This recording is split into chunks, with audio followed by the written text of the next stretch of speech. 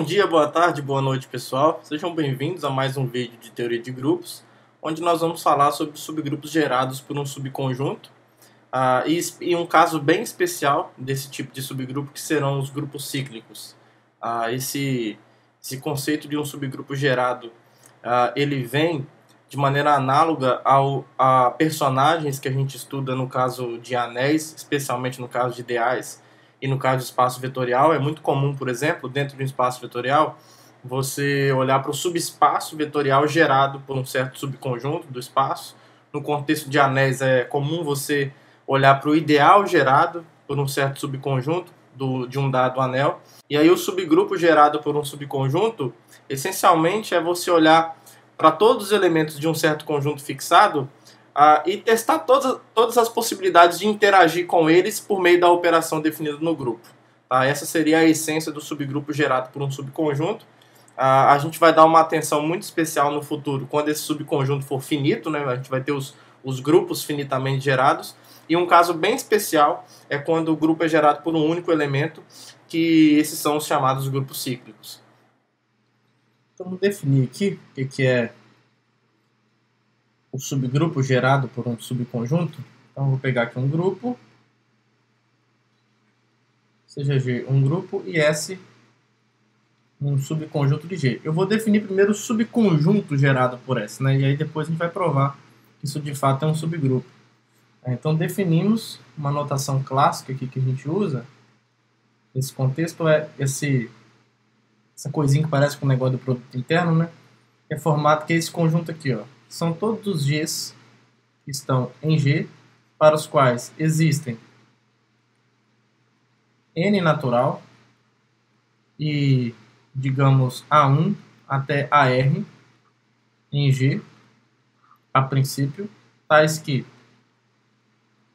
o G é formado a partir de você operar esses R elementos e mais. Para todo I de 1 até R, tem-se, grande, né, a escrita, mas não é difícil não. Tem-se que ou o AI está em S, né, claro, a gente quer olhar para elementos de S, mas a gente quer permitir que depois os inversos de elementos daqui estejam aqui também, né, para ser um subgrupo. Então, para isso a gente precisa de exigir que esses elementos aqui ou estão em S, ou o inverso deles, a gente tem que dar essa colherzinha de chá aqui, tá bom? Então, basicamente o subgrupo gerado, né, por enquanto subconjunto gerado por S, são todas as interações finitas de elementos que ou estão em S ou que o inverso deles estão em S. Tá? Porque eventualmente um elemento de S, só o fato dele ser um subconjunto, não me garante que o inverso dele está em S também. Tá? Então a gente tem que capturar esses carinhas também. Tudo bem? Beleza, então com isso, bom, essa é a definição do subconjunto gerado. Isso depois vai ser chamado de subgrupo gerado por S, porque agora, exatamente nessa proposição, a gente vai mostrar, né, a gente exige que o S seja diferente de vazio. A gente convenciona que o subgrupo gerado pelo vazio é só a identidade, é só o elemento neutro, o subgrupo trivial, formado apenas pelo elemento neutro, mas a gente não vai ficar prestando atenção nisso agora, não. A gente vai mostrar, então, que esse subgrupo, que esse subconjunto gerado por S, na verdade, é um subgrupo de G, tá? E além dele ser um subgrupo de G, ele é o menor subgrupo de G que contém o conjunto S. Ou seja, ele é a interseção de todos os subgrupos de G que contém S. Tá? E aí isso está descrito formalmente nessa igualdade aqui. Ó. Descreveu isso nessa igualdade. O índice V de S aqui é só uma notação provisória para destacar o conjunto dos subgrupos de G que contém S. Certo? E aí eu estou intersectando H variando nesse conjunto. Né? Eu estou intersectando todos eles. E aí, em particular, né, depois que a gente provar essa igualdade, em particular, isso daqui de fato vai ser o menor subgrupo de G, no sentido também de que se H é um subgrupo de G e S está contido em H, então o subgrupo gerado por S está contido em H. Tá? Esse, em particular, é direto dessa igualdade aqui mesmo, tá? Então não tem o que fazer. É só mesmo provar que isso aqui é um subgrupo e depois provar essa igualdade. Então vamos lá. A primeira coisa que a gente vai fazer é provar que isso é um subgrupo. Demonstração. A primeira coisa que a gente vai fazer é mostrar que o subconjunto gerado por S é de fato um subgrupo de G. Isso é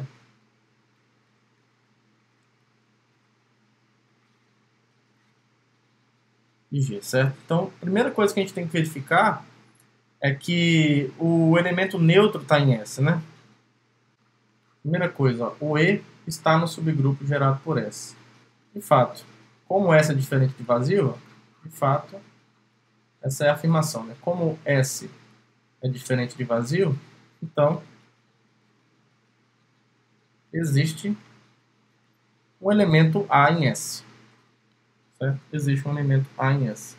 E aí, olha só, observe que, por definição,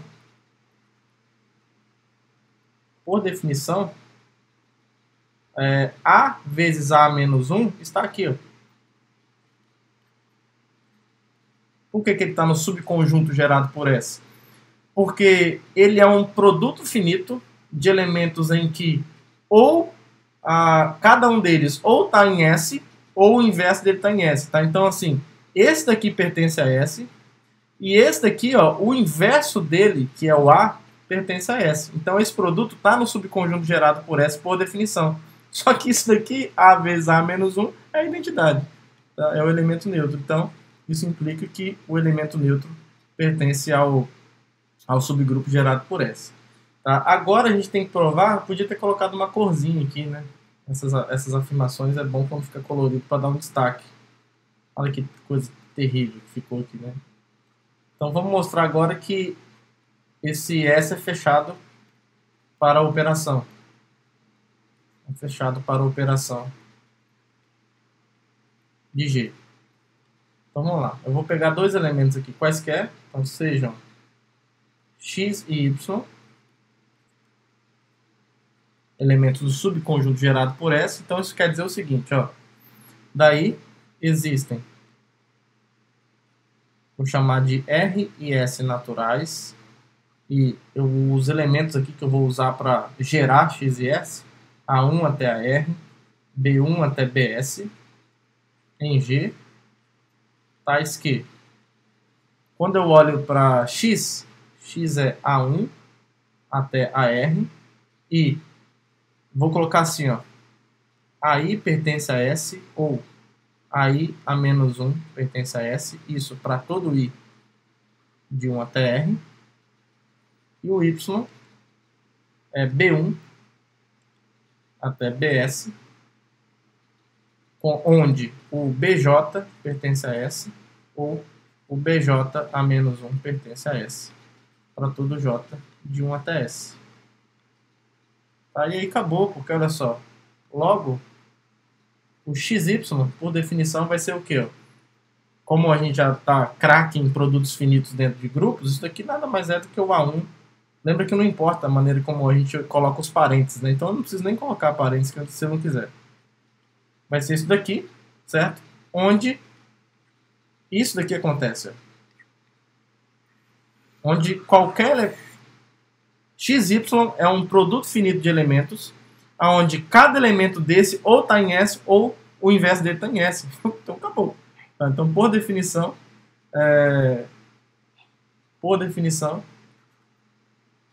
XY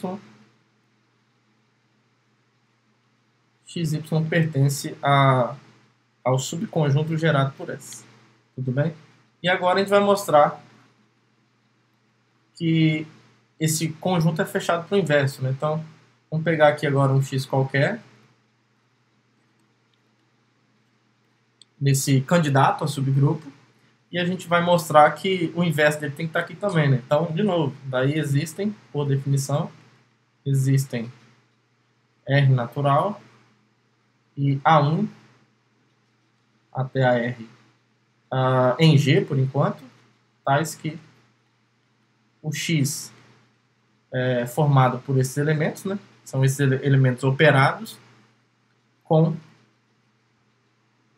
AI pertencente a S ou o AI a menos 1 pertencente a S para todo I de 1 até R. Vou colocar um parênteses aqui, porque é isso daqui que acontece para todo I. Certo? Não é AI pertencente a S para todo I ou AI a menos 1 pertencente a S para todo I. Não é isso. Para cada I, ou isso acontece, ou isso acontece. Por isso que eu estou colocando esse parênteses aqui, para dar essa diferenciação. Beleza? E aí, pessoal, quando eu olho para o inverso, usando o que nós fizemos na última aula, quando eu olho para o inverso de x, o inverso do produto é o produto dos inversos na ordem reversa. Então vai ficar AR a menos 1 até A1 a menos 1, onde isso aqui acontece. Ó. Os elementos que estão aqui, ou eles estão em S, ou o inverso deles está em S, justamente por causa daqui.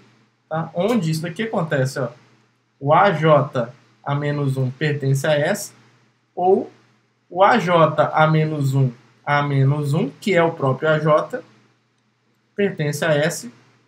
Deixa eu colocar o parênteses aqui. Para todo J, né? Não precisava nem ter colocado J, podia ser I mesmo. Para todo J de 1 até R. Então, por definição, o X a menos 1 pertence ao subconjunto gerado por S. Tá? Então, isso prova. Então, fechamos essa terceira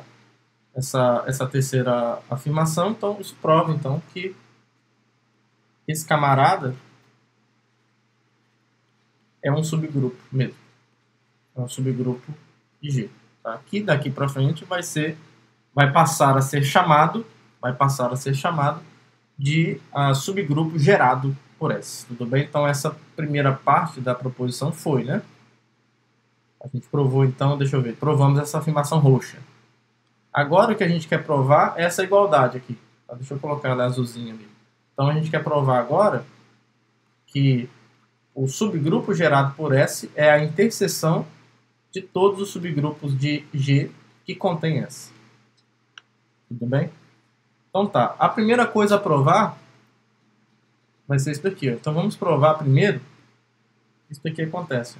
Que o subgrupo gerado por S está contido em H para todo H. Estou chamando de V de S, né? O conjunto dos subgrupos de G que contém S. Então vamos lá. Ou seja, vou pegar um H desse qualquer. Um V de S qualquer.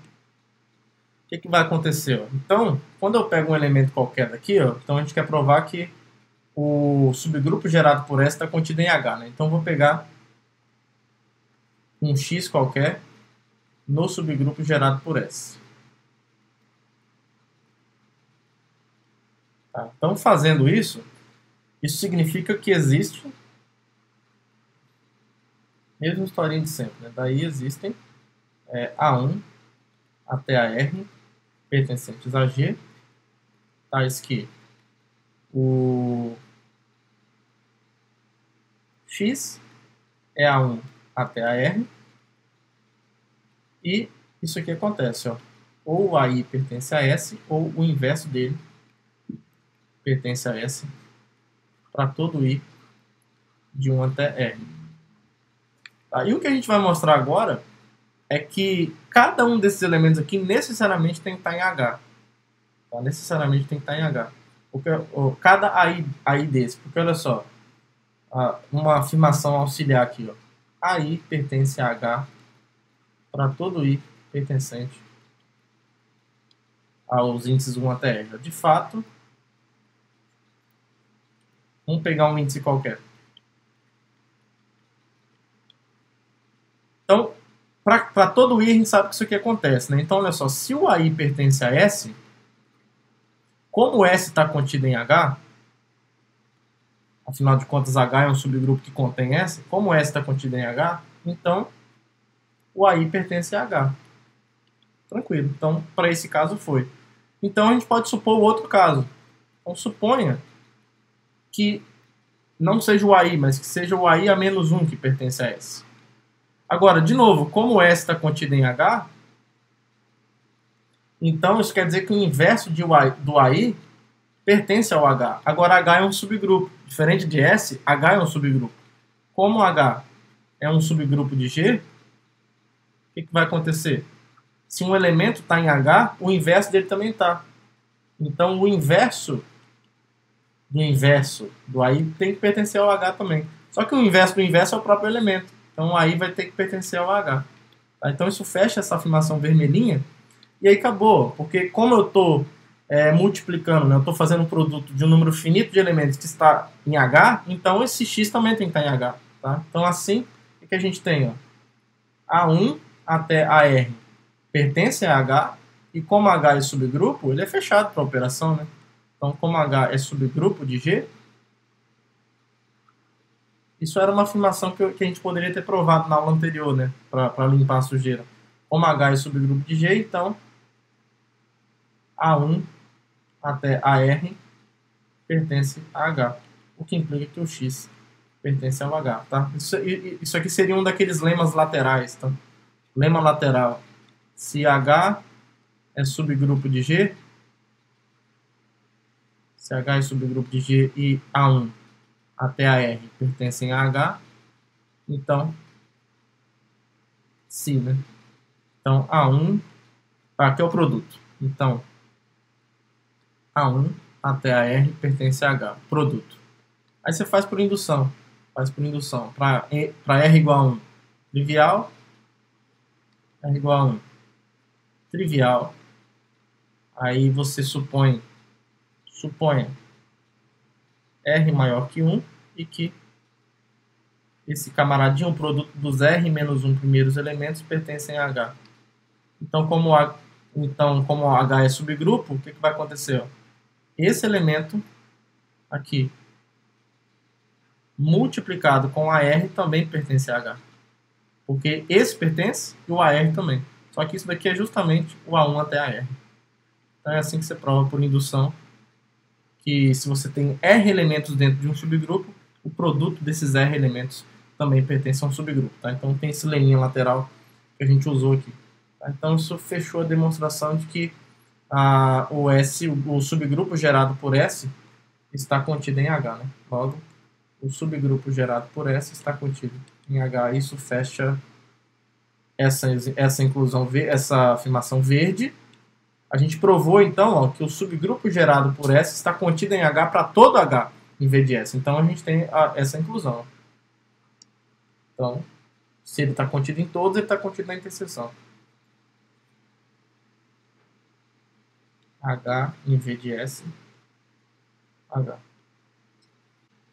Agora, a outra inclusão é imediata, porque, olha só, se a gente pega um elemento qualquer na interseção, reciprocamente,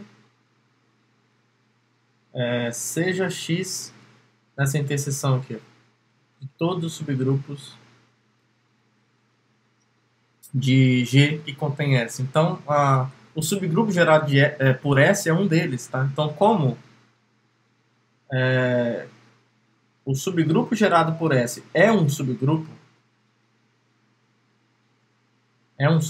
de G que contém S, claro, né, S está contido no subgrupo gerado por S. Né? Qualquer elemento de S é um produto de si mesmo onde ele já está em S. Então, e aquele negócio é um ou, né? Se ele já está em S, então dane-se o que acontece depois. Então, isso daqui contém S. Tá? Então, isso daqui está nos dizendo que o subgrupo gerado por S é um desses elementos de V de S. Agora, se X está na interseção, ele está nesse também. Tá? Então, em particular, o X pertence ao subgrupo gerado por S. Tudo bem? Então, isso fecha essa igualdade, né? Isso aqui, ó, essa afirmação azul. Isso aqui, porque isso aqui mostra outra inclusão. Né? Deixa eu só fechar aqui, porque senão me dá agonia. Então, portanto, a interseção de todos os subgrupos que contém S está contido no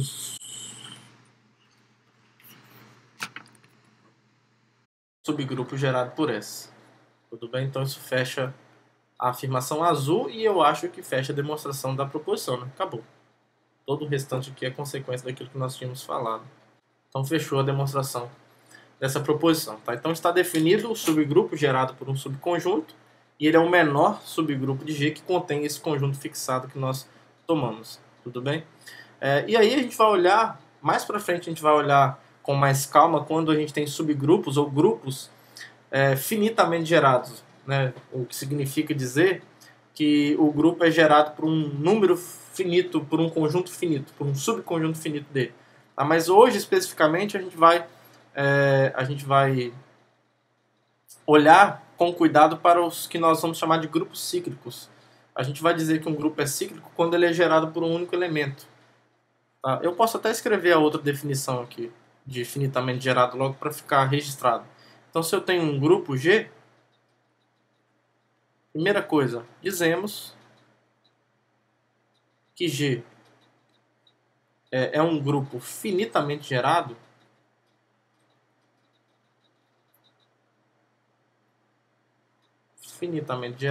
se existe um subconjunto S contido em G finito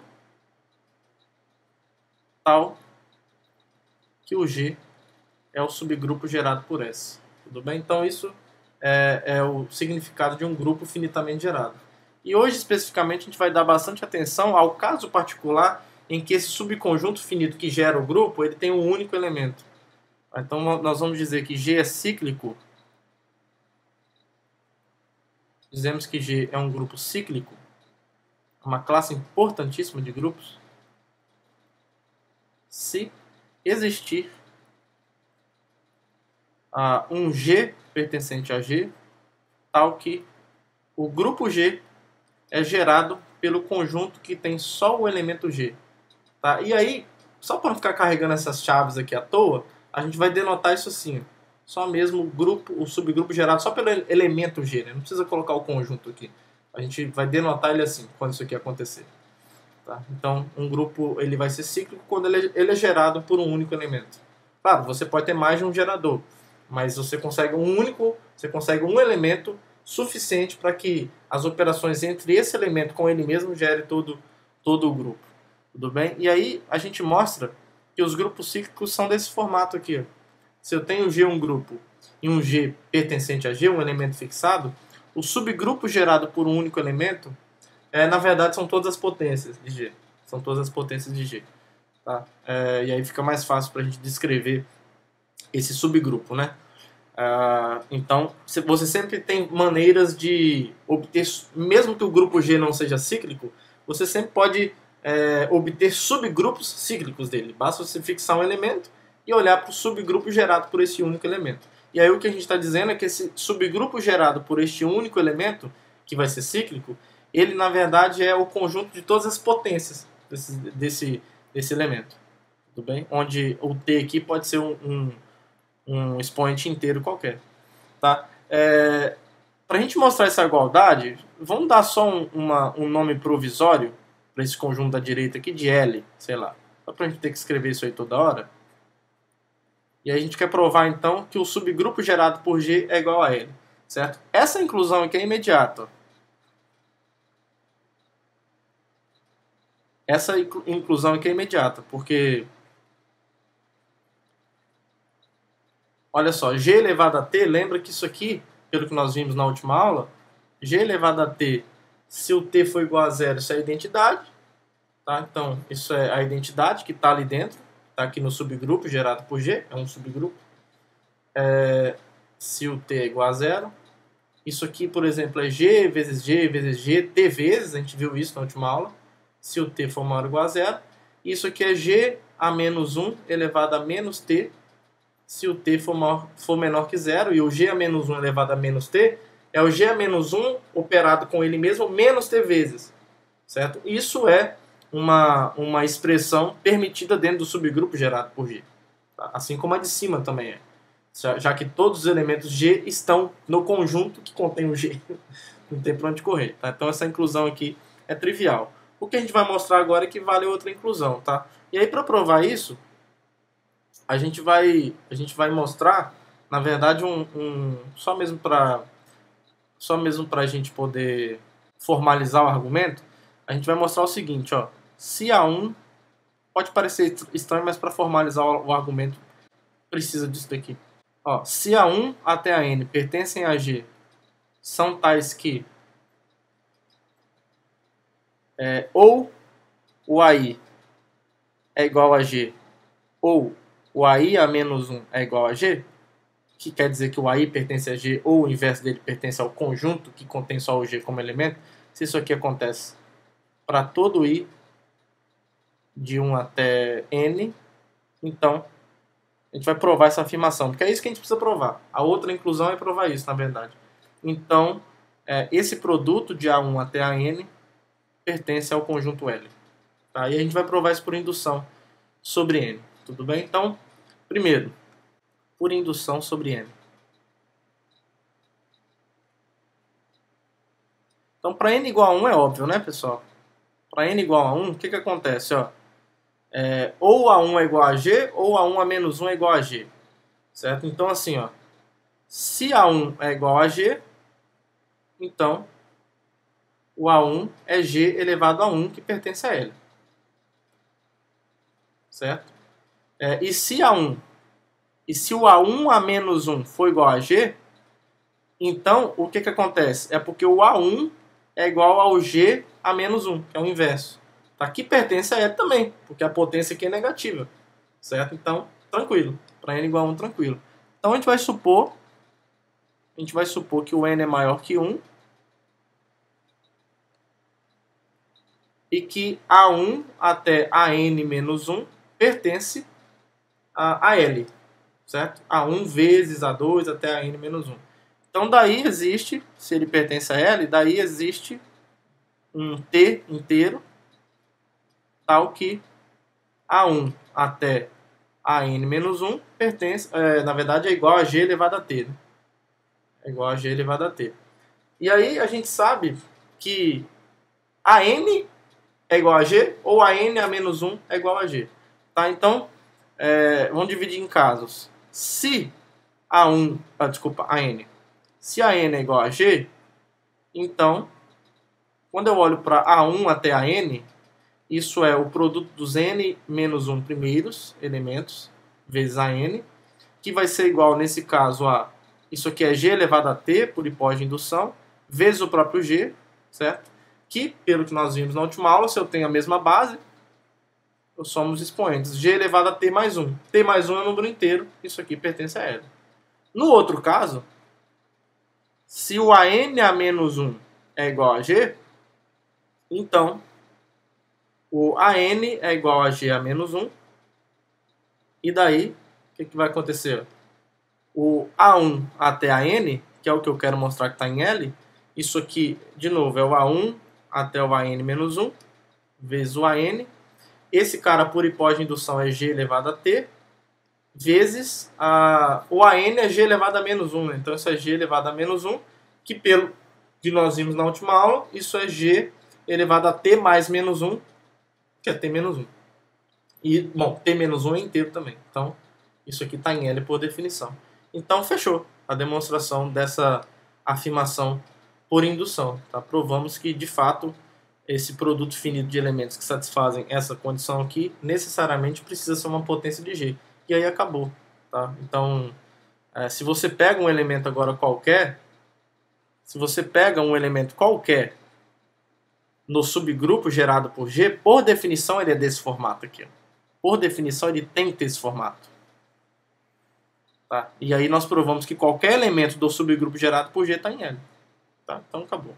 Então, o subgrupo de G está contido em L e a gente tem a outra inclusão. A gente tem essa inclusão, temos a outra. Então, resumindo o que nós fizemos, nós provamos que o subgrupo gerado por G é igual a L, que foi definido como o conjunto das potências de G. Tá? Então, os grupos cíclicos têm essa excelente propriedade. Os grupos cíclicos, na verdade, são descritos a partir das potências desse gerador, desse único gerador do grupo. Tá? Então isso é fantástico. Isso, naturalmente, facilita muito o estudo de grupos desse tipo. Certo? Você tem expressões bem simples para você trabalhar. Então, naturalmente, nos parece ser imediato concluir que o estudo desses grupos tem tudo para ser mais simples, tá? Tem tudo para ser um estudo mais tranquilo. E por isso, se a gente enxerga coisas que são fáceis de fazer, a gente quer compreender melhor e descrever o máximo que a gente puder em termos dessas coisas que são simples, né? E aí aqui alguns exemplos de grupos cíclicos que a gente pode dar uma olhadinha. Por exemplo, o grupo dos inteiros. O grupo dos inteiros é precisamente o subgrupo gerado pela unidade. Z é o subgrupo gerado pela unidade. Porque, olha só, observe que o subgrupo gerado por 1 é precisamente as potências, né? Mas vamos lá, são as potências com T inteiro, né? Mas olha só o que acontece. Nesse subgrupo, pessoal, 1 elevado a T não é 1, porque 1 aqui, lembra que esse 1 elevado a T aqui não é o produto de Z, é a soma. Tá? Então, 1 elevado a T, ó, aqui no grupo Z, G elevado a T, na verdade, é TG. Tá? É você pegar o G e somar ele a T vezes, se o T for maior que zero, e se o T for menor que zero, é o menos GT vezes. Tá? Então, 1 elevado a T é o T vezes 1. Tá? Pode parecer estranho, mas é verdade, que é T. Para todo T inteiro. Então, esse conjunto aqui, na verdade, ó, é o T com T inteiro. Isso aqui está descrevendo exatamente todo o Z. Tudo bem? Então, o grupo Z, abeliano aditivo, é um grupo cíclico. É um grupo cíclico. Porque ele é gerado por um único elemento pela unidade. Tá bom? Então, tem que ter cuidado aqui com essa potência. O que ela significa? Significa que eu estou operando 1 T vezes. Então, é 1 mais 1 mais 1 mais 1 T vezes. Mais 1. Porque, ó, aqui, ó. Olha a operação qual é. É a de soma. Então, tem que ter cuidado com isso, para não se confundir. E aí, de igual modo, quando a gente olha para esse grupo aqui, ó, o Zn com a soma no quociente aqui, isso aqui também é um grupo cíclico. Isso aqui é um grupo cíclico porque Zn também pode ser descrito a partir da classe do 1. É o subgrupo gerado pela classe do 1. Tá? Você vai pegar 1 barra elevado a t, vai ser a mesma coisa. Vai ser 1 barra mais 1 barra mais 1 barra t vezes, que no fim vai ser t barra com t inteiro. Então, isso daqui, observe que essa coisa, por que é igual? Isso aqui é o 1 barra elevado a t com t inteiro, que vai ser igual ao t barra com t inteiro. Isso aqui descreve exata, claro, que a barra é módulo n, né? Isso aqui descreve todos os n. Então essa é a razão pela qual o Zn também é um grupo cíclico, para qualquer n inteiro. Um outro exemplo de grupo cíclico é os das raízes enésimas da unidade. Né? Se você pega, por exemplo, o n como sendo as raízes enésimas da unidade, aqui no grupo multiplicativo dos complexos não nulos, a gente já viu que se você pegar o xi como sendo uma raiz primitiva, cosseno de 2π sobre n, mais i seno de 2π sobre n, que a gente costuma denotar isso como exponencial de 2π sobre ni, a gente viu que o n é precisamente 1 si até si elevado a n menos 1. Certo? Então isso daqui está contido no subgrupo gerado por xi. Certo? Agora, o xi é um elemento de un. Então, se o xi é um elemento de un, o subgrupo gerado por ele também está em un. Né? Então, você tem a outra inclusão. Então, como o xi pertence ao n, e o subgrupo gerado por xi é o menor subgrupo de G, que nesse caso é o C estrela, que contém xi, então nós já vimos que o subgrupo gerado por xi, como essa coisa que é um subgrupo, nós já vimos isso em alguma aula anterior aí, isso aqui está contido em un, portanto, você tem essa igualdade. As raízes enésimas da unidade formam um subgrupo cíclico de C estrela. Tá? Então, são exemplos bem legais aí. E aí a gente consegue provar agora, bem fácil, usando as propriedades que nós vimos na última aula, que todo grupo cíclico é abeliano. Tá? Então, toda vez que você tem um grupo cíclico, necessariamente esse grupo, a operação comuta. Tá? A operação é comutativa. E a prova é muito simples, dado as coisas que a gente já tem agora. Porque se eu pego, como G é cíclico, né? Primeiro, como G é cíclico, então é porque existe um G pertencente ao G, tal que o grupo G é gerado por esse elemento G. Certo? Então, para eu mostrar que esse grupo é abeliano, eu tenho que pegar dois elementos arbitrários e mostrar que eles comutam. Certo? Então, vamos lá. Vamos pegar aqui dois elementos x e y pertencentes a G. Então, como G é o subgrupo gerado por G, pelo Gzinho, daí existem sei lá, T e S, colocar N e M. Mais bonito. N e M inteiros tais que o x é uma potência de g pelo expoente n e o y é uma potência de g pelo expoente m, tá? Logo aí vai ficar muito fácil. Xy é g elevado a n vezes g elevado a m, que nós vimos na última aula. É g elevado a n mais m. A soma nos inteiros é comutativa, então isso aqui é g elevado a m mais n. E agora eu volto. Isso aqui é g elevado a m vezes g elevado a n, que é y vezes x. Então, acabou. X vezes y é igual a y vezes x para quaisquer x e y tomados em g, tá, pessoal? Então, acabou. Portanto, G é um grupo abeliano.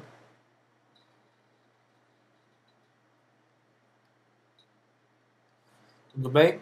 Só que a gente consegue mostrar um contra-exemplo da volta, tá? Não é todo grupo abeliano que é abeliano. E um exemplo legal disso é esse grupo que a gente vai usar até o produto direto que nós vimos na última aula.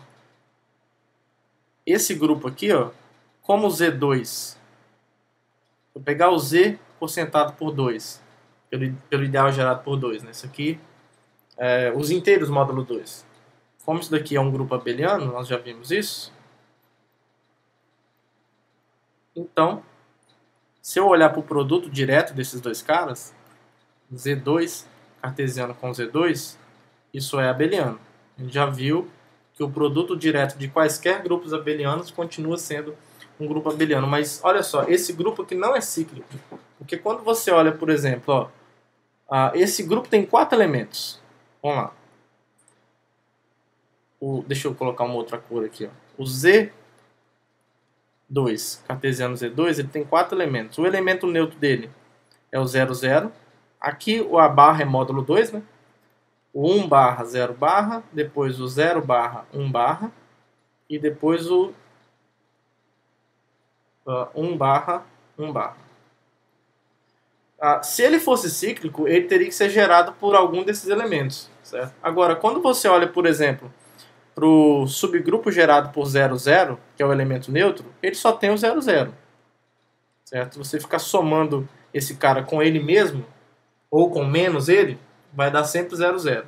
Quando você olha para o subgrupo gerado por 1 barra, 0 barra, ele tem ele mesmo. E aí o que acontece quando você soma 1 barra, 0 mais 1 barra, 0? Como a soma é coordenada a coordenada, você vai ter 1 barra mais 1 barra, que é o 0. E no outro você vai ter 0 mais 0, que é 0. Então você vai ter o outro cara aqui, ó, 0 barra, 0 barra. E aí se você somar de novo, vai aparecer 1 barra, 0. Então vai ficar só oscilando entre esses dois caras, tá? Então esse cara só tem esses dois elementos. Esse daqui, ó, o 0 barra, 1 barra, o subgrupo gerado por ele, é o contrário, ó. Ele tem ele, obviamente, o 0 barra, 1 barra, e quando eu somo com ele de novo, vai dar o 0 barra, 0 barra. Tá? E por fim, quando eu olho para o subgrupo gerado por 1 barra, 1 barra, vai ter ele, e quando eu somo ele com ele, dá o 0, 0. Porque 0 é igual a 2 aqui nesse grupo.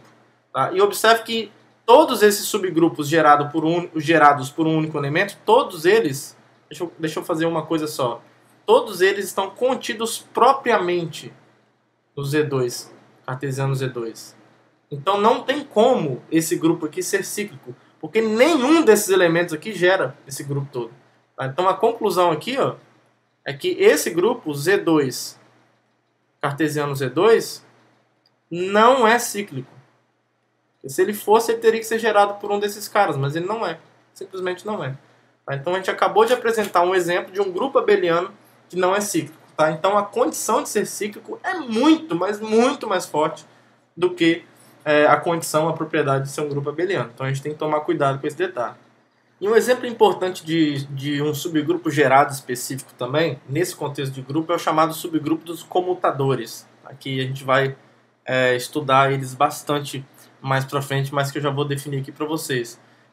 Primeiro eu vou definir o que é um comutador. Então se a gente tiver de 2 elementos, então suponha que eu tenho um grupo G e eu tenha 2 elementos x, y e g. Tá? Então a gente define o comutador de x em y como é um elemento de G dado assim, ó. É uma notação clássica, esse colchete XY, e a gente denota assim, ó. X, Y, X a menos 1, Y a menos 1. Ele mede, esse comutador mede se esses caras comutam. Por isso que o nome é comutador. Tá? Uma condição, uma propriedade rápida que a gente consegue obter aqui é o seguinte, ó. Esses dois elementos comutam se somente se o comutador entre eles é o elemento neutro. Tudo bem? Isso é bem fácil provar. Ó. Por quê? Se isso aqui acontece, x vezes y é igual a y vezes x, se somente se, eu vou multiplicar por x a menos 1 à direita em ambos os lados. Então eu vou ter x, y, x a menos 1 igual a y, x, x a menos 1. Só que x a menos 1 é identidade. Então vai ficar só o y. E agora, isso aqui acontece se somente se eu vou multiplicar pelo y a menos 1 à direita. Então, x, y, x a menos 1, y a menos 1 é igual a y vezes y a menos 1, que é a identidade. Tá? Só que isso daqui é exatamente dizer que o comutador de x e y é a identidade. Tá? Então, digamos que o comutador de dois elementos mede se eles comutam, se esses caras comutam. Tá? E se eles não comutarem, por quanto eles não comutam. Certo? Qual é a diferença? Ele mede a diferença entre o x vezes y e o y vezes x. É isso que está acontecendo. No contexto de matriz, isso aqui é bem interessante. Tá? Isso, inclusive, induz uma estrutura de álgebra de Lie no conjunto das matrizes, aquele grupo ortogonal que eu falei para vocês lá. Ele não é um grupo abeliano. Não é exatamente dessa forma que o famoso colchete de Lie aparece, né? Não é exatamente dessa forma, mas tem uma certa filosofia parecida aí por trás, tá? E aí a gente define o subgrupo dos comutadores como de um grupo G, como o subgrupo gerado pelos comutadores de dois elementos de G, tá? Porque se você considerar esse conjunto aqui, ó, se você considerar esse conjunto dos comutadores de x e y, onde x e y variam em G, a princípio isso aqui pode não ser um subgrupo. Pode não ser um subgrupo, pode não ser fechado para a operação. Mas aí uma maneira que você tem de resolver, quando você tem um certo subconjunto de uma estrutura algébrica, que você tem bastante interesse nele, mas que ele em si mesmo não é uma subestrutura, em geral você resolve esse problema tomando a subestrutura gerada por ele. Tá? É assim que você faz com ideais, é assim que você faz com subespaço vetorial, com submódulo, e é assim que a gente vai fazer aqui. A gente vai tomar o subgrupo gerado por esses caras, e isso é chamado do comutador de G. Tá? Então vamos definir. Então, definição. Se a gente tem um grupo,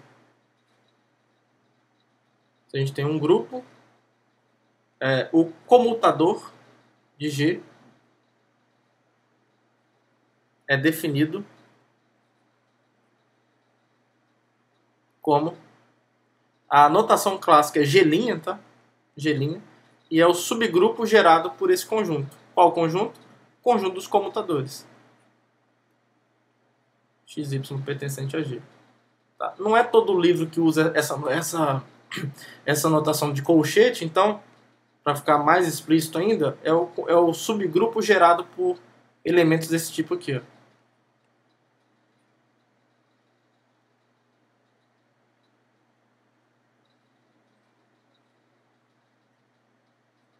Tudo bem? Esse é o comutador de um grupo. E aí, rapidamente, a gente mostra que um grupo é abeliano se somente se o seu subgrupo de comutadores é o grupo trivial. Ou seja, todos os comutadores são iguais ao elemento neutro. Isso tem tudo a ver com o que a gente acabou de fazer. Certo? Porque olha só, como é que a gente prova esse resultado? Bem tranquilo. Bem parecido com o que a gente acabou de fazer. Porque a gente, por exemplo, se você assume que o grupo é abeliano, então, como aqui, supondo que ele é abeliano na ida, então o que vai acontecer? Ó? Quando eu olho para o comutador de qualquer elemento, lembra, se o grupo é abeliano é porque x e y comutam. Então, isso aqui acontece. Tá? Agora, se isso aqui acontece para todo x e y pertencente a G, isso implica que o G' é o subgrupo gerado por quem? Pelo E. Porque só tem E naquele conjunto que gera. Tá? Isso E o subgrupo gerado pela identidade é a própria identidade. São todas as potências da identidade do elemento neutro, né? Que só fica mesmo o elemento neutro. Tá? Então é bem imediato. E a volta, bom, supondo que o subgrupo dos comutadores só tem um elemento neutro, como é que a gente mostra que o grupo é abeliano? Olha, vamos pegar dois elementos quaisquer, x e y pertencente a G. Quero mostrar que xy é igual a yx, né? Então, por definição, o comutador de xy pertence ao G'. E por hipótese, o G' é a identidade. Então, isso implica que o comutador de xy só cabe a identidade aqui, né? Então, se eu tenho esse cara aqui dentro e ele só tem a identidade, o elemento neutro, então ele tem que ser a identidade. E aí, pelo comentário que nós fizemos anteriormente, se o comutador de dois elementos é a identidade, é porque eles comutam. É só olhar o que a gente acabou de fazer ali atrás. Tá? Então, x vezes y é igual a yx. Então, pegamos dois elementos quaisquer, mostramos que eles comutam. Portanto, G é um grupo abeliano. Tudo bem? Isso fecha a demonstração dessa proposição bem bonitinha, que destaca que quando o grupo é abeliano, o grupo dos comutadores, o subgrupo dos comutadores, não, vai ser trivial mesmo. E aí, nesse contexto, a gente vai falar do conceito de ordem de grupos e elementos. Tá? Tem a ver com quantidade, com cardinalidade. Então, por exemplo, se a gente tem um grupo G,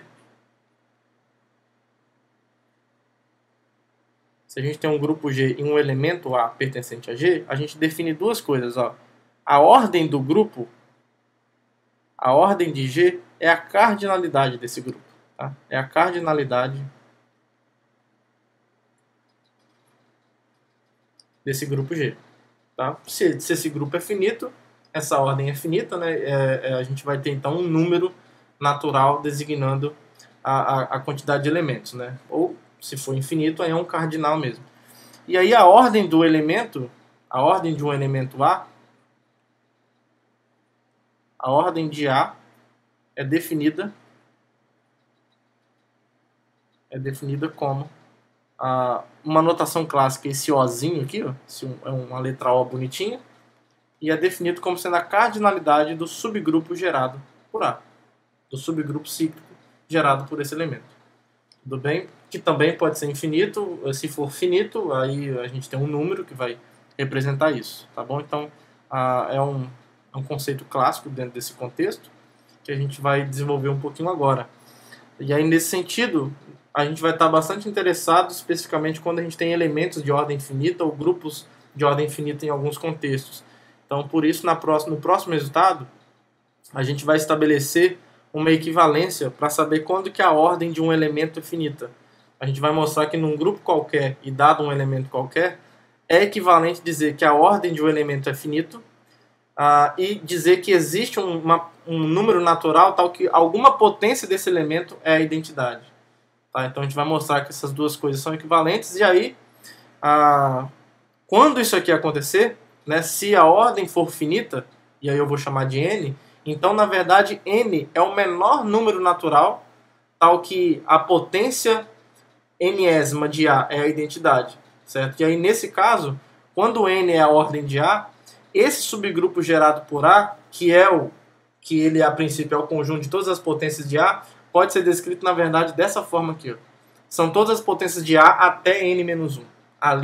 Dali para frente, você vai começar a repetir os mesmos caras. A elevado a n vai ser E aí o A elevado a n mais 1 vai ser o A e por aí vai. Tá? Então você não vai ter novidade nenhuma quando você passar da potência n.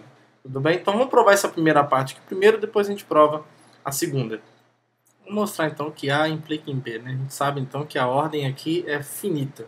Certo? Então olha só. Como a gente já sabe que o subgrupo gerado por A são todas as potências de A, a gente tem uma função bem definida assim. Ó. Então considere a função φ que sai dos inteiros e leva nesse subgrupo aqui, que pega um t e leva, aqui eu estou colocando um alfa, mas é A, né? Eu estou usando A. Então aqui A elevado a T. Essa função está bem definida, é até sobrejetiva, pelo que nós já vimos sobre o subgrupo gerado por A. Só que, como Z é infinito, essa função não pode ser injetiva, tá? Já que, como Z é infinito,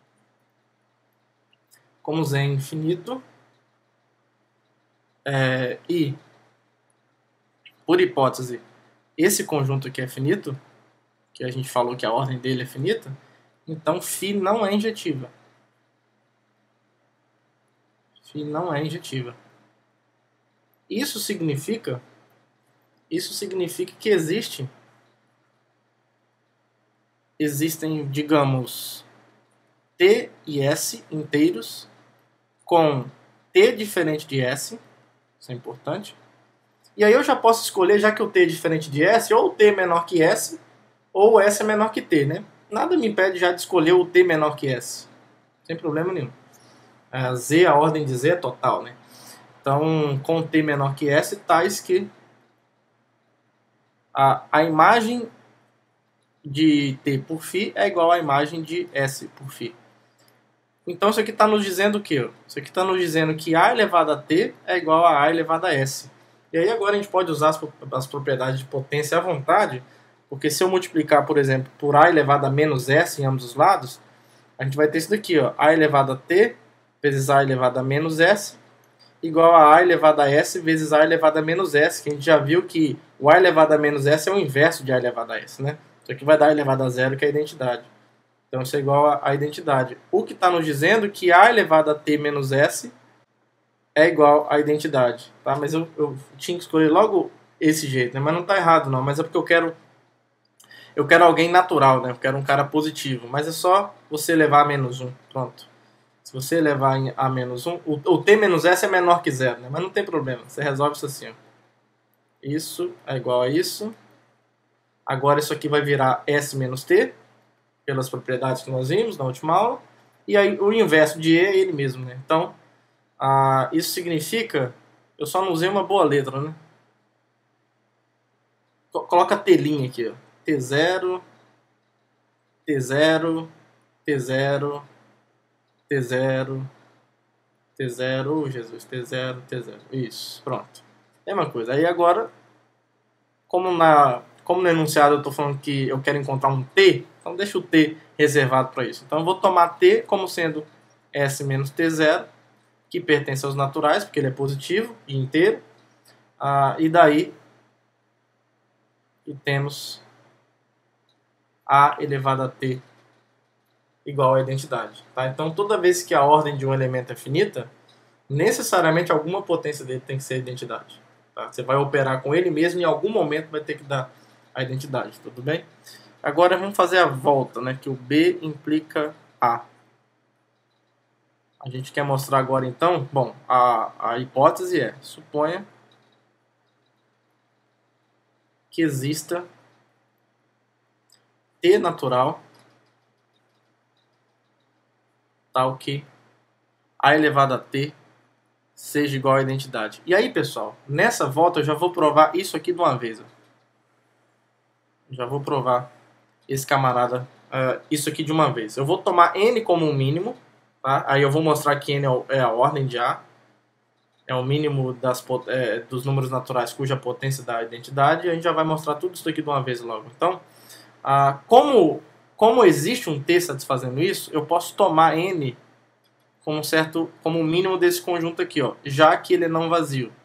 Eu vou olhar então para o conjunto dos elementos, sei lá, deixa eu usar outra letra aqui, ó. S natural, tais que A elevado a S é a identidade. Por hipótese, isso daqui é diferente de vazio. Essa é a hipótese agora, tá? Essa é a hipótese. E aí, se isso aqui é diferente de vazio, como ele é um subconjunto dos naturais, que é limitado inferiormente, ele tem um menor elemento. Então, eu vou chamar esse menor elemento de N. Tudo bem? Então, em particular,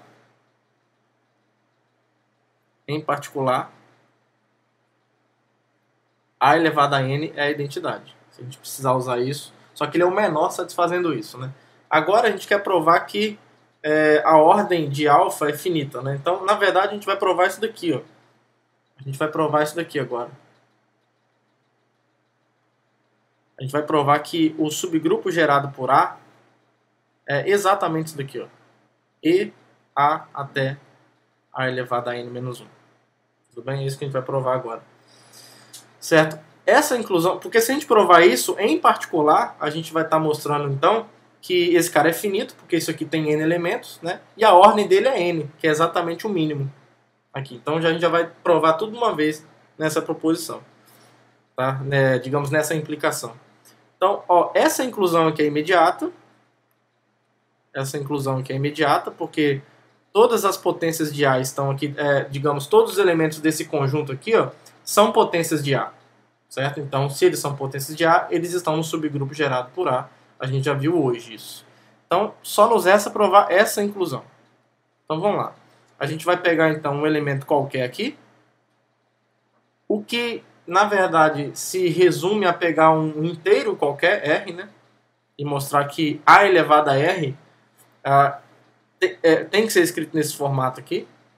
E a gente vai usar, nós vamos usar o algoritmo da divisão de Euclides. Porque olha só, eu vou dividir o R por N. Pelo algoritmo da divisão,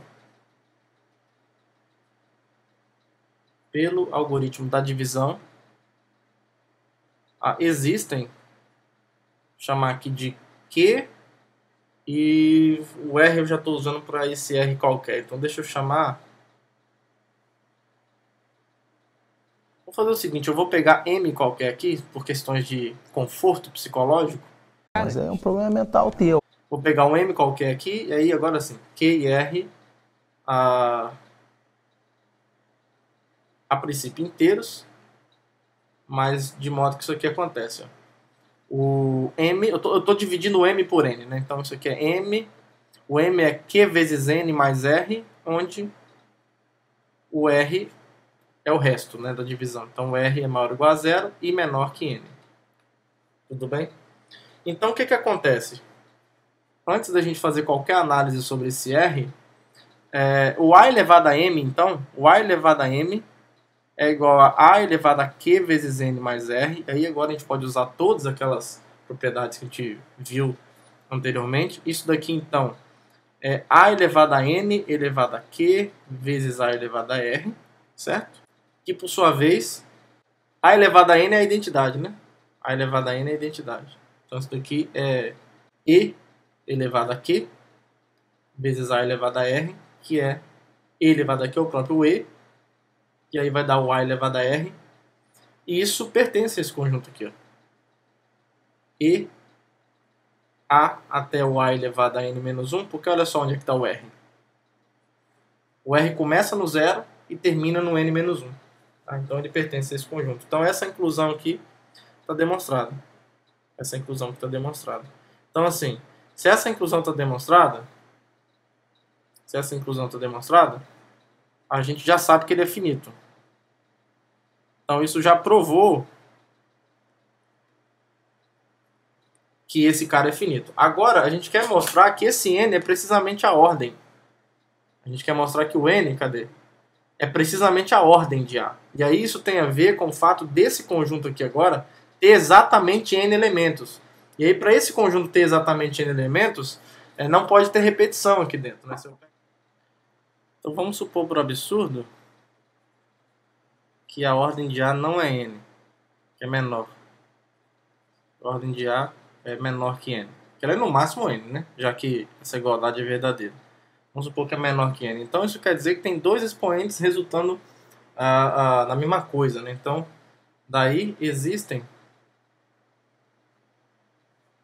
vamos dizer, sei lá, T e S de 0 até N menos 1 diferentes, aí eu já posso escolher qual que vai ser menor. Então eu vou escolher que o T seja menor que S, tais que o A elevado a T é igual a A elevado a S, certo? E aí, quando eu jogo o A elevado a menos T para o outro lado, eu vou ter o quê? Ó? A elevado a S vezes A elevado a T menos 1, jogando o inverso aqui, isso aqui tem que ser a identidade, mas aí usando as propriedades que nós já vimos, isso é A elevado a S vezes A elevado a menos T igual a identidade, que por sua vez vai ser A elevado a S menos T igual a E. Tudo bem? E aí, olha só o que está acontecendo. Como S e T estão aqui, ó, de 0 até o n-1, então o S menos T é menor que N, e é um número natural. Então S menos T é menor que N. Só que por outro lado, como S menos T é maior que zero, porque ele é um número positivo, né? O S é maior que T, como isso daqui é natural, e A elevado a S menos T é igual a E, lembra que o N foi tomado como mínimo desse conjunto. Então, necessariamente, o S menos T tem que ser no mínimo N. Então, S menos T tem que ser maior ou igual a N. E aqui a gente tem uma contradição. Porque, ao mesmo tempo, ele é menor que N, mas, por outro lado, ele é maior do que ou igual a N. Tá? Então, essa contradição vem do fato de supor que existem, né, na verdade, vem do fato de supor que a ordem de A é menor que N. Então, não é. Então, vai ter que ser igual. Tá bom? Então, portanto, isso daqui, né, só se você quiser ser um pouquinho mais detalhista, lembre que isso aqui que a gente provou já nos diz isso daqui, ó. Essa cardinalidade aqui é no máximo N. Tá bom? Porque é igual a esse conjunto, e esse conjunto aqui tem no máximo N elementos. Tá? Agora, se a gente supor que é menor que N, chega numa contradição. Então não tem por onde correr. Então a ordem de A é igual a N, o que implica, né, que a cardinalidade do subgrupo gerado por A é exatamente N. Tá? Então isso fecha a demonstração dessa última parte aqui. Tá? Então isso aqui dá até uma receita de como você encontra a ordem de elementos. Né? É só você encontrar o menor natural, quando a ordem é infinita, é só você encontrar o menor natural cuja potência desse elemento é o elemento neutro do grupo. E aí, pessoal, para fechar, eu vou deixar 3 exercícios aqui. Ó, o primeiro exercício é esse. O segundo exercício é esse. Certo? E o terceiro exercício é esse. Por que eu dei um tempinho para vocês? Porque eu vou resolver eles aqui, mas antes de assistir a minha resolução, por favor, tentem fazer. Tá? Então dê pause nos momentos que eu mostrei cada exercício, tente fazer por conta própria, e aí depois, se você não conseguir, ou se você conseguir, se você conseguiu e quiser conferir ou ver se você fez do mesmo jeito que eu, aí sim você dá uma olhada, mas tenta fazer por conta própria primeiro. Tá? Então vamos resolver esse exercício aqui primeiro.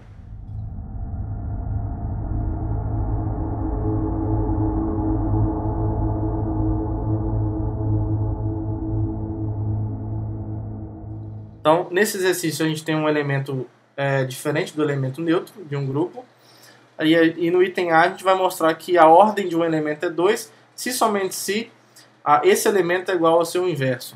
Tá bom? Então, para ida, se a ordem dele é 2, a gente acabou de ver se a ordem de um elemento é 2, na verdade a gente acabou de ver que se a ordem de um elemento é um certo número, então quer dizer que esse elemento em particular, esse elemento elevado a esse número dá a identidade. Tá? A gente viu isso agora. Então isso quer dizer que A elevado a 2 é a identidade. E aí se eu multiplicar pelo inverso em ambos os lados, A elevado a 2 vezes A elevado a menos 1, isso é A elevado a menos 1. E aí A elevado a 2 vezes A elevado a menos 1, você pode fazer de dois jeitos. Você pode somar os expoentes e vai dar 1, ou você pode quebrar isso em 2, vai ficar A vezes A elevado a menos 1, corta 1 e vai ficar só o A sobrando. Então isso daqui vai ser A igual a elevado a menos 1. Tudo bem? Aí você escolhe o jeito que você quer escrever. Para a volta, olha só o que acontece. Ó. Note que o A menos 1 sendo igual a A implica, multiplicando A em ambos os lados, isso daqui, ó. Que nos diz então que A ao quadrado é igual a E. Então, assim, se A ao quadrado é igual a E, a gente vai ter o quê? Assim, olha só o que acontece, ó. Necessariamente o 2 tem que ser o mínimo desse conjunto aqui, ó.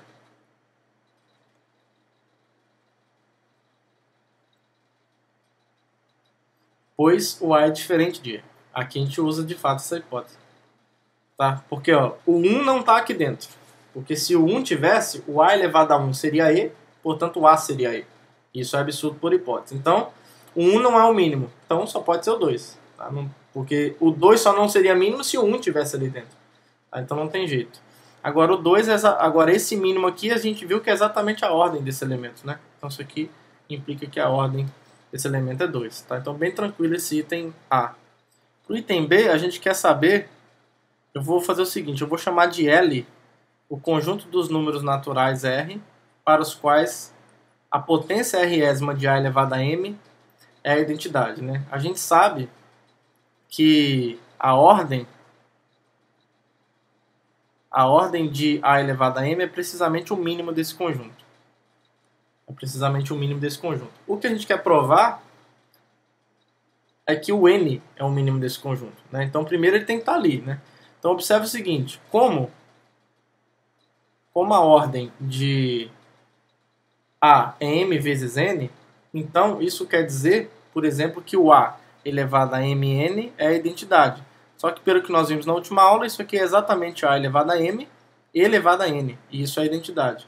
Então isso nos diz que o N pertence a L, certo? Então assim, N é um elemento desse conjunto, então tem chance dele ser o mínimo. Agora a gente quer mostrar que de fato ele é o mínimo, certo? Se ele não for o mínimo, então olha só, vamos tentar fazer para o absurdo. Supõe para o absurdo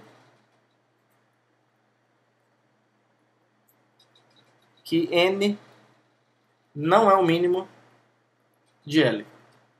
Então significa dizer que existe, sei lá, um L natural com L menor que N, tal que, vamos lá, o A elevado a M elevado a L é a identidade, certo? Agora, isso aqui vai implicar que A elevado a ML é a identidade. E aí, como a ordem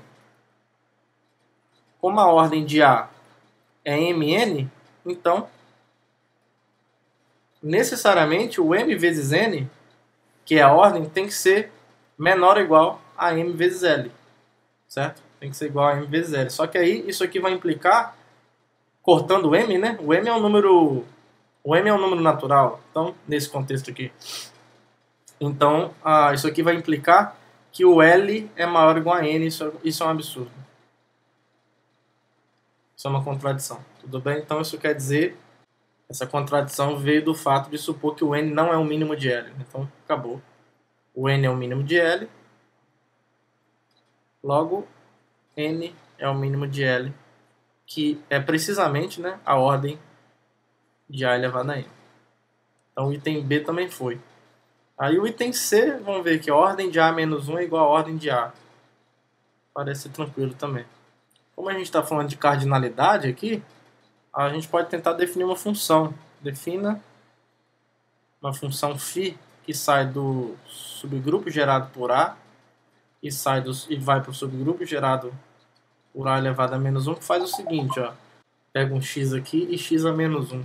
É bem fácil mostrar que está bem definido, porque olha só, se φ está bem definida,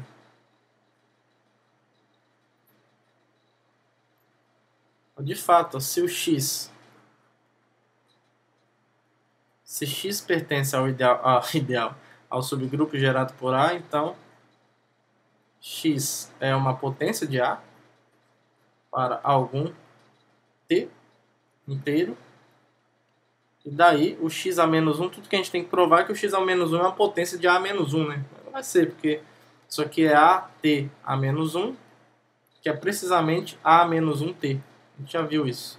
Esse é A elevado a menos t, que é a mesma coisa que A elevado a menos 1t. E isso aqui está no ideal gerado por A.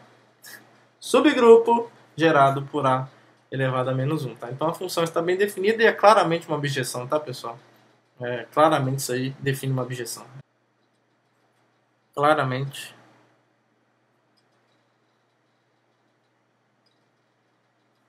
Φ é uma objeção. Tá bom? E aí se ela é uma objeção, façam os detalhes, tá? Se ela é uma objeção, então a cardinalidade do subgrupo gerado por A é igual à cardinalidade do subgrupo gerado por A menos 1, que implica que a ordem de A é igual à ordem de A menos 1. Tudo bem? Então isso fecha a demonstração desse exercício. Outro exercício legal é que se a gente estiver num grupo maluco, onde todo mundo tem ordem 2, ou onde todos os elementos têm ordem 2, a gente consegue mostrar que esse grupo necessariamente é abeliano, tá? Então olha que legal. A gente vai fazer isso assim, ó. Vamos pegar dois elementos quaisquer, x e y em G. A gente quer mostrar que x vezes y é igual a y vezes x. Então, por hipótese, olha só o que a gente tem. Já que todo mundo tem ordem 2, a gente tem, por exemplo, que x a menos 1 é igual a x, para que a ordem dele é 2, né? A gente acabou de ver que quando tem ordem 2, o inverso é igual a ele mesmo. O y a menos 1 é igual a x, e o xy ao quadrado, como tem ordem 2, então isso tem que ser identidade. Aí por que eu estou enfatizando justamente esses fatores? Justamente por causa disso daqui, ó. Quando a gente olhar para o comutador de xy, que por definição é xy, x a menos 1, y a menos 1, isso vai ser igual ao quê? Ó? Isso é x, y. O x a menos 1 é x, né? E o y a menos 1, opa! Aqui é y, gente. Y. Então o y a menos 1 é y. Então, olha só o que a gente tem aqui. Ó. Xy ao quadrado, que é o elemento neutro. Então, como o comutador é o elemento neutro, a gente já viu que isso é suficiente para concluir que esses elementos comutam. Né? Esses elementos comutam. Então, pegamos dois elementos quaisquer e mostramos que eles comutam. Então, portanto, G é um grupo abeliano. Tá? Então, bem interessante, em qualquer grupo em que todo mundo tem ordem 2, dependente do grupo, necessariamente esse grupo tem que ser abeliano. Tudo bem? E aí, para fechar esse último exercício, o famoso subgrupo de torção, que é dado um grupo G, a gente coleciona num conjunto todos os elementos que têm ordem finita. Tá? Isso daqui, quando a gente coloca menor que infinito, isso é uma abreviação para dizer que essa coisa a qual eu estou me referindo é finito. Tá? Então, menor que infinito significa finito, nesse sentido. E aí a gente vai mostrar que esse conjunto formado pelos elementos que têm ordem finita, que são chamados elementos de torção, ou seja, elementos por que torção? Porque você consegue pegar ele e operar com ele mesmo uma quantidade infinita de vezes e voltar e torcer para a identidade. É como se você pegasse isso e torcesse esse elemento até se tornar o elemento neutro. Por isso que isso é chamado de subgrupo de torção. Tem outras motivações geométricas também, quando o grupo envolvido tem a ver escrevendo problemas geométricos. O exercício é mostrar que esse conjunto formado pelos elementos de torção forma um subgrupo de G. Tá bom? Então, vamos mostrar esse resultado. A primeira coisa é que a ordem, observe que o E, o subgrupo gerado por E, ele é só mesmo o elemento E. Né? Então isso aqui nos diz que a ordem de E é igual a 1. Tá? E ele é o único elemento que tem ordem 1. Né? Porque se você tiver A com ordem 1, A elevado a 1 tem que ser E. Então A tem que ser E. Então, e 1 tem ordem infinita. Né? Então isso aqui mostra que o E está no candidato a subgrupo, chamado de torção. Agora vamos mostrar que ele é fechado para soma, fechado para operação. Então vamos pegar dois elementos, sejam A e B, pertencentes ao subconjunto de torção, por enquanto. Então, por definição do conjunto, assim,